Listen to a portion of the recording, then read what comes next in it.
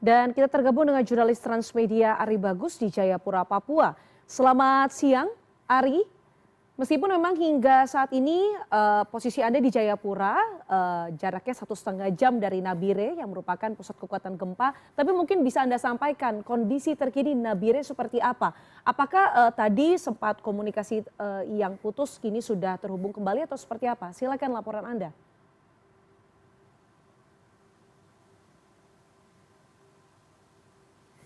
Ari, selamat siang. Bisakah Anda mendengar suara saya? Baik Diana, pemirsa, gempa bumi berkekuatan magnitudo 6,6 mengguncang Nabire, Papua Tengah pada Jumat dini hari pukul 3:19 waktu Indonesia Timur. Menurut BMKG, pusat gempa berada di darat dengan kedalaman 20 meter dan dipastikan tidak berpotensi dengan intensitas 5 mmi, membuat warga sempat panik dan berhamburan keluar rumah. Getaran juga dirasakan di Wasior, Enarotali, Biak hingga Timika. BMKG mencatat siang ini telah terjadi lebih dari 50 gempa susulan dengan yang terbesar berkekuatan 5,1 mmi.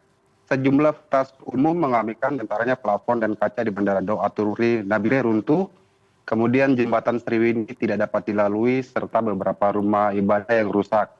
Meski begitu, kini belum ada laporan resmi terkait dengan korban jiwa. Selain itu, jaringan komunikasi di Nabire sekitarnya sempat terganggu akibat putusnya kabel fiber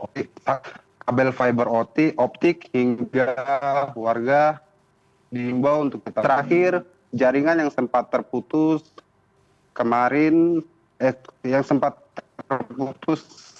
tadi pagi sekarang sudah terhubung kembali. Demikian Diana.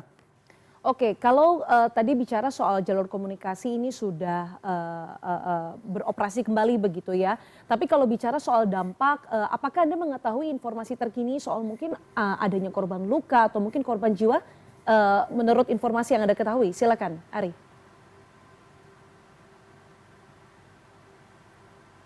Baik, menurut informasi yang saya ketahui, sampai saat ini belum ada korban jiwa inventarisir oleh BMKG Papua. Sementara demikian. Oke, tapi kalau soal fasilitas umum begitu atau rumah-rumah, seperti apa kondisinya yang Anda ketahui di sana? Yang update terakhir yang saya dapati adalah sejumlah fasilitas umum yang rusak adalah plafon dari Bandara Dau Atururi yang runtuh dan juga jembatan Sriwini yang sampai saat ini tidak dapat dilalui oleh para pengendara roda 4 maupun roda 2. Sementara baru informasi itu yang saya dapatkan. Penanganannya seperti apa, Ari? Apakah sudah ada misalnya karena itu adalah bandara, fasilitas umum, kemudian pasti ada banyak yang terdampak misalnya dari jadwal penerbangan dan lain sebagainya. Penanganannya seperti apa? Apakah sudah ada perbaikan sehingga mungkin hari ini bisa langsung dipakai atau seperti apa, Ari?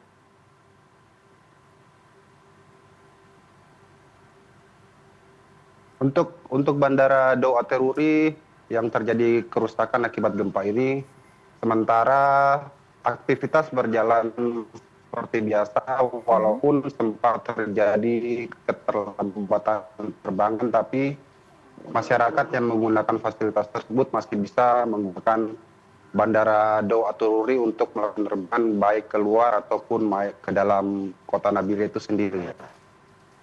Oke, terakhir Ari, apakah sudah ada imbauan kepada masyarakat soal misalnya ada potensi gempa susulan atau lain sebagainya, mulai dari pihak BNPB ataupun BPBD begitu?